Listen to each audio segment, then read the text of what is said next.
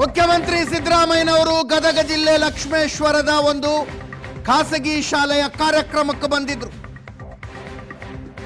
ಅಲ್ಲಿ ಇಕ್ಬಾಲ್ ಹುಸೇನ್ ಸ್ಟೇಟ್ಮೆಂಟ್ ಬಗ್ಗೆ ಕೇಳಿದ ತಕ್ಷಣ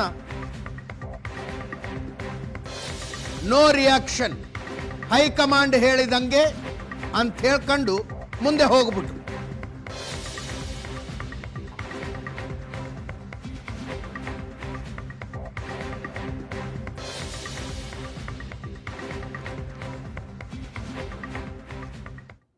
ಅಸೆಂಬ್ಲಿನಲ್ಲಿ ಉತ್ತರ ಕೊಡ್ತೀನಿ, ಬರೀರಿ ದಯಮಾಡಿ.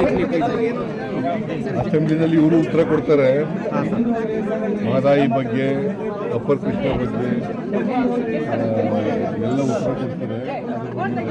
ಸರ್, ರಾಮನಗರ ಶಾಸಕರು ಇಕ್ಬಾಲ್ ಅನ್ಸಾರಿ ಅವರು ಜನವರಿ 6ಕ್ಕೆ ಡಿ.ಕೆ. ಶಿವಕುಮಾರ್ ಸಿಎಂ ಆಗಿ ಪ್ರಮಾಣ ವಚನ ಸ್ವೀಕರಿಸಿ ಅಂತ ಹೇಳಿದ್ದಾರೆ ಸರ್.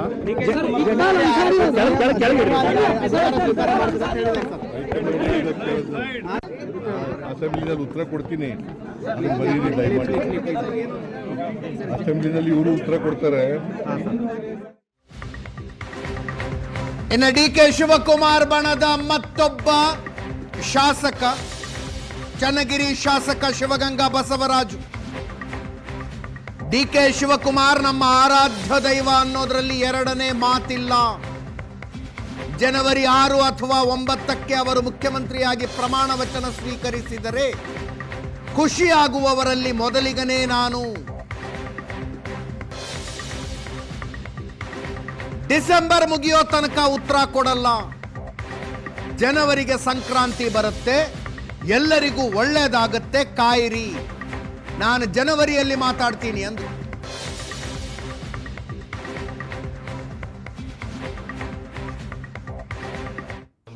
ಹೌದು, 6-9 ಪ್ರಮಾಣವಚನ ಅವ್ರು ತಗೊಂತಾರೆ ಅಂತ ಹೇಳಿದ್ರೆ ಮೊದಲಿಗನೇ ನಾನು ಖುಷಿ ಪಡೋದ್ರಲ್ಲಿ, ಅದು ಅವ್ರ ವೈಯಕ್ತಿಕ ಅಭಿಪ್ರಾಯ ಇದೆ. ಆಯಿತು ಅಂದರೆ ನಾನೇ ಮೊದಲನೇಗ ಖುಷಿ ಆಗೋದ್ರೆ ಮೊದಲನೇಗ. ಈಗ ನೋಡಿ, ನೀವೇನೇ ಮಾಡಿ ಏನೇ ಕೇಳಿ CM ಕುರ್ಚಿ ಖಾಲಿ ಆದಾಗ ಬಂದರೆ ಅದಕ್ಕೆ ಕರೆಕ್ಟಾಗಿ ಉತ್ತರ ಕೊಡ್ತೀನಿ. ಈಗ CM ಕುರ್ಚಿ ಖಾಲಿ ಇಲ್ದಾಗ ನೀವು ಏನೇ ಮಾಡೋದು ಏನೇ ಕೇಳಿದ್ರು ಅದಕ್ಕೆ ಉತ್ತರ ಎಲ್ಲಿಂದ ಬರುತ್ತೆ? ಬರೋದಿಲ್ಲ. ಸಂಕ್ರಾಂತಿ ಒಳಗಾಗೋದೇನು, ನಾಳೆ ವಾರ ಸೆಷನ್ ಇದೆ, ಅದರೊಳಗಾದ್ರೂ ನಾವು ಖುಷಿನೇ ಪಡೋದು ನಾನೇ ಮೊದಲಿಗ.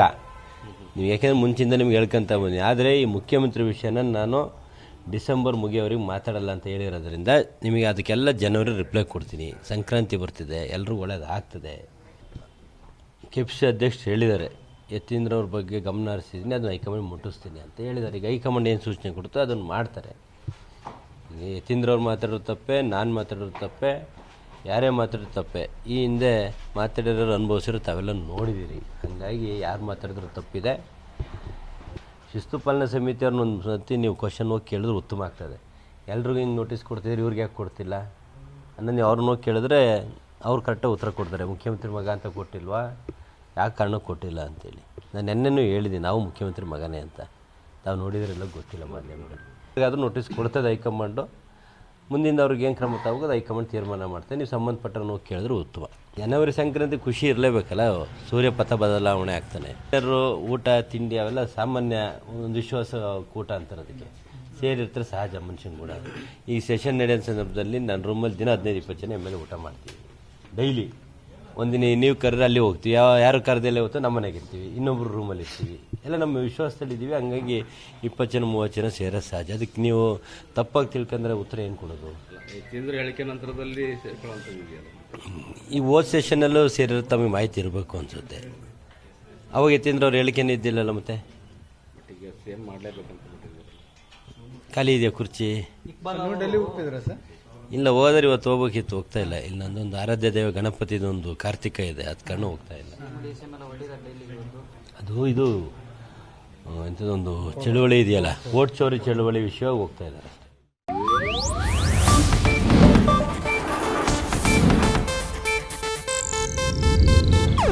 ಇದು ಏಷ್ಯಾನೆಟ್ ನ್ಯೂಸ್ ನೆಟ್ವರ್ಕ್ ಪ್ರಸ್ತುತಿ.